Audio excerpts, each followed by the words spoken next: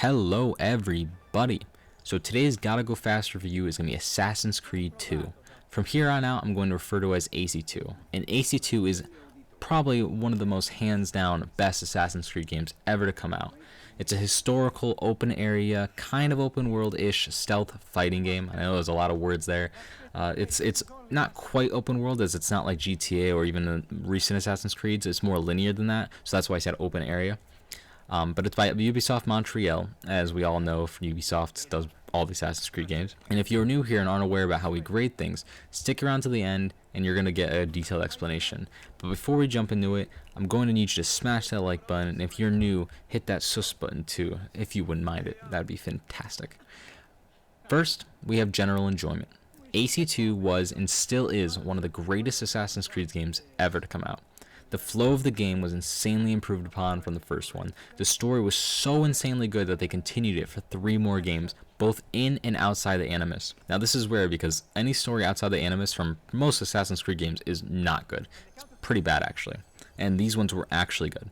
The character growth of Ezio was superb, the music was spectacular, the combat was mastered from the first one. And now you have to keep in mind that this one is the first one in the long, drawn out attack style that they, or I should say melee style, that they continued to do for 8 more years. You have to remember this is the first one, so it wasn't old yet, it wasn't already drawn out, you didn't do it multiple times already. We didn't have this whole like narrative that, oh, Assassin's Creed games are the same, because this was the first one that really did it well. And obviously they didn't change it until Assassin's Creed Origins some 8 years later, I believe.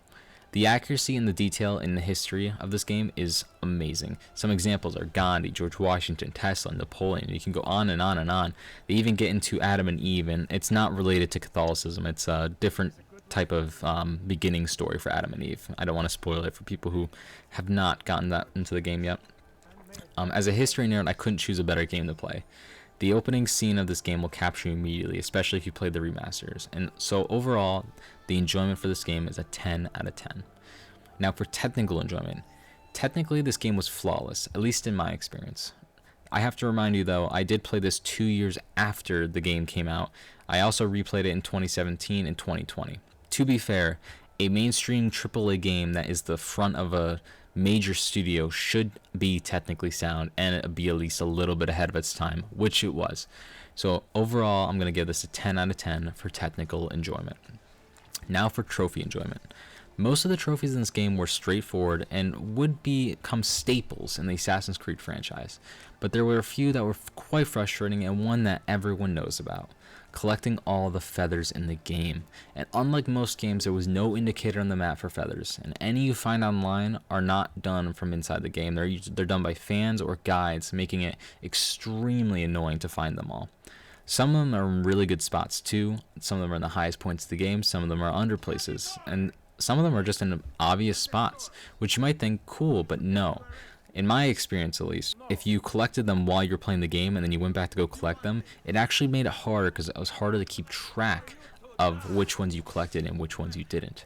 So I really had a frustrating time with this trophy. Plus, a lot of people had this trophy actually bugged for them, and I could not imagine having this trophy bugged. I mean, I did Platinum Scheme twice. I did on PS3 and on PS4, but I could not imagine going through collecting all the feathers and having it bugged and having to do it over again.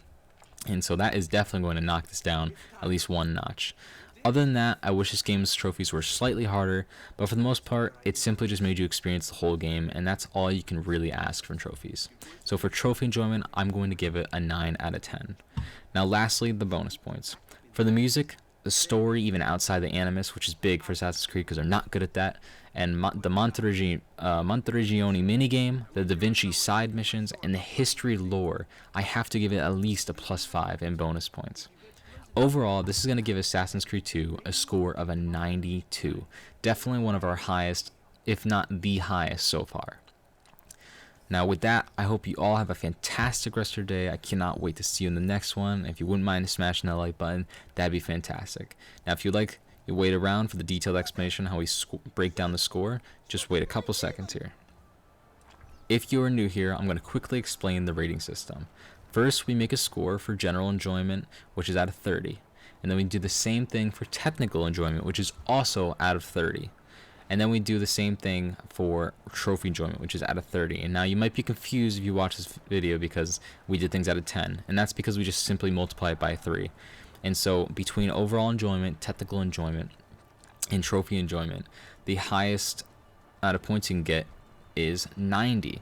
And then we have the possible plus 10 bonus points. Now, these bonus points can range anywhere from the studio to a minor feature in the game. And the example I use in most of these videos, if you've already watched these before, is Gorilla. Gorilla is a studio from SIE, and they went from making dark and gloomy first-person shooters to vibrant and bright, over-the-shoulder third-person game that we know now as Horizon Zero Dawn Forbidden West. It was extremely amazing that they're able to do such a thing, and of course when I do that review it's going to earn them some bonus points, but that is just the example I like to use all the time. But if you say this song, it'd be awesome if you could like and subscribe. I really appreciate you listening, and have a fantastic rest of your day. Thank you.